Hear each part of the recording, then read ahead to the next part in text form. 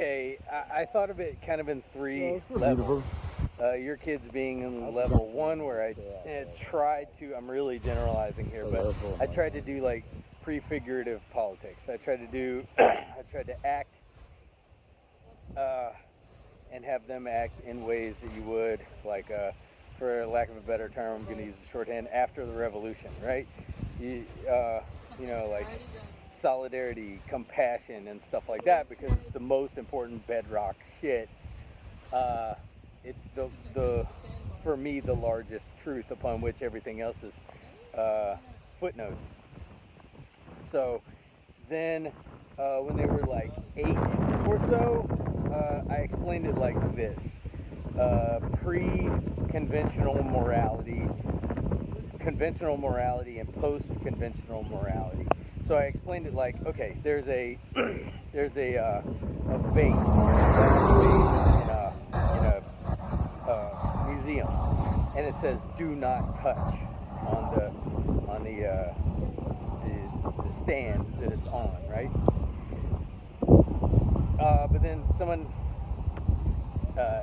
knocks against it, and it's tipping, and it's about to fall over and smash. So a person with pre-conventional morality, like a child, or like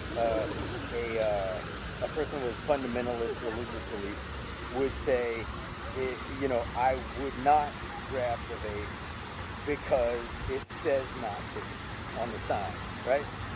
A person with conventional morality would say, I would not grab the vase because, I could get in trouble.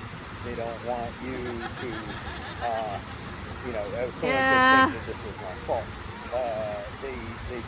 It's best to follow the rules because, on principle or stuff like that, right?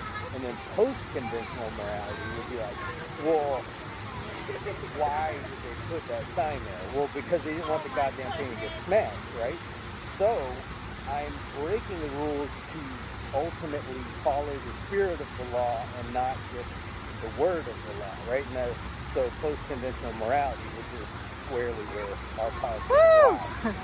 So when they were about 8 or so, I said that. And then as they got a bit older, especially in my case, after my custody situation became more set in stone, and I, wasn't afraid all the time of losing them, then I said, but also, like, another addendum to that is that we are in a state of, like, there's a certain kind of person that doesn't want to play fair, they don't want to try. It's not that you disagree, because that happens all the time, but these people want to break the game of playing nice. These aren't just differences. It's like with a fascist. It's like, am I going to debate you on whether I should have rights? Well, no, that's not a debate at all. I'm just going to punch you in the face.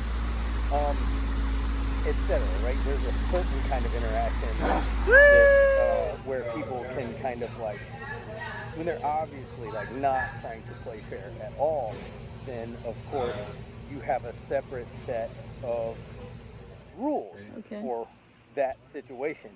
You try to use them as little as possible, because being truly enemies with an entity or with people is like, costly, sad, and, you try not to do it. But be that as it may, there's a second category for those things, and you come up with your morality for that. But it's different. So I don't know. I guess that's how I handled it. I hope that makes sense at all.